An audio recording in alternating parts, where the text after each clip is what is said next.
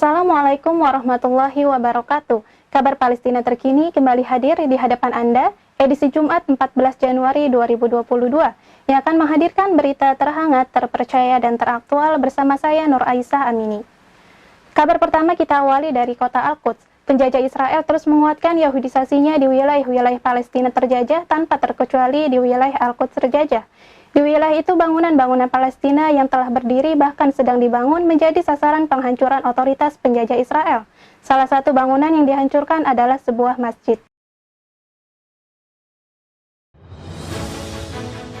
Otoritas penjajah Israel pada hari Rabu waktu setempat mengeluarkan sebuah perintah penghancuran sebuah masjid yang sedang dibangun di kota Isawiyah bagian timur laut kota Al-Quds. Nama masjid yang dibangun itu bernama Masjid At-Taqwa. Sumber-sumber setempat mengatakan keputusan itu dikeluarkan oleh otoritas penjaga Israel di kota Al-Quds. Isi perintah itu adalah penghancuran masjid dalam kurun waktu 15 hari. Sumber-sumber setempat tersebut menambahkan lahan tempat dibangunnya masjid ini telah ditinggalkan oleh otoritas penjaga Israel. Selain masjid, mereka mengatakan otoritas penjaga Israel di kota Al-Quds telah memberitahukan warga Palestina di kawasan itu terkait penghancuran 2 rumah dan jaringan listrik di desa Beit Jajan bagian timur Nablus. Militer penjaga Israel telah banyak menghancurkan bangunan dan fasilitas Palestina di tepi barat guna mempersiapkan pembangunan permukiman penjaga Israel yang baru. Pemirsa KNRP TV, beralih ke kabar lainnya. Tawanan Palestina di penjara penjajah Israel terus mengalami kondisi-kondisi yang memilukan hati.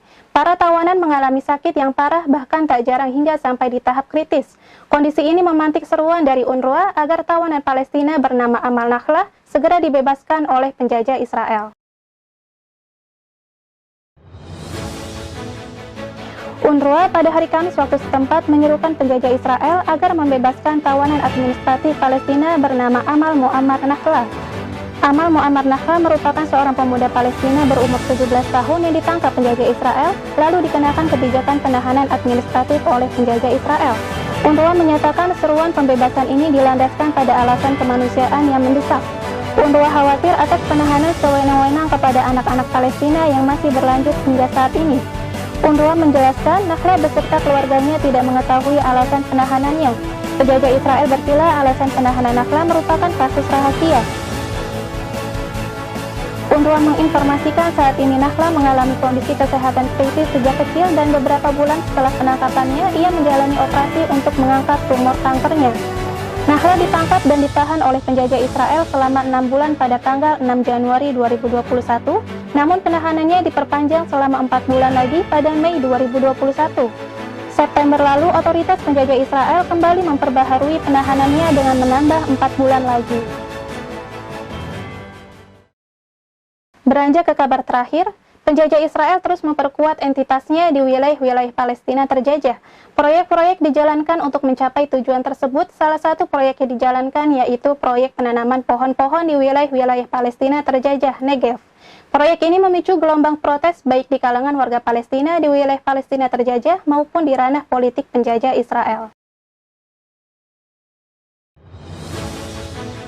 Warga Palestina yang tinggal di wilayah Palestina terjajah Negev mengatakan bahwa entitas penjajah Israel sedang berupaya mengambil lebih banyak lahan mereka. Media-media setempat melaporkan Jewish National Fund (JNF) telah memulai menanam pohon-pohon di padang pasir dalam sebuah proyek bernilai 48 juta dolar. Warga Arab memprotes proyek itu dan menyebut proyek itu sebagai awal penyitaan lahan mereka oleh penjajah Israel. Seorang anggota Komite Bimbingan Tertinggi Arab di Negev, Joma Zabarkeh, menyatakan saat ini proyek itu sedang dalam tahap menargetkan lahan milik 6 desa Arab. Ia menambahkan tindakan tersebut tidak dapat diterima. Menurutnya, upaya ini bukanlah hal yang baru dan telah meningkat secara tajam akhir-akhir ini. Pasukan penjajah Israel menanggapi aksi tersebut dengan kekerasan dan menahan sejumlah pengunjuk rasa. Proyek ini juga memicu krisis koalisi di ranah politik penjajah Israel. Kepala dan anggota Partai Arab Bersatu di Knesset akan keluar koalisi jika proyek tersebut dilanjutkan.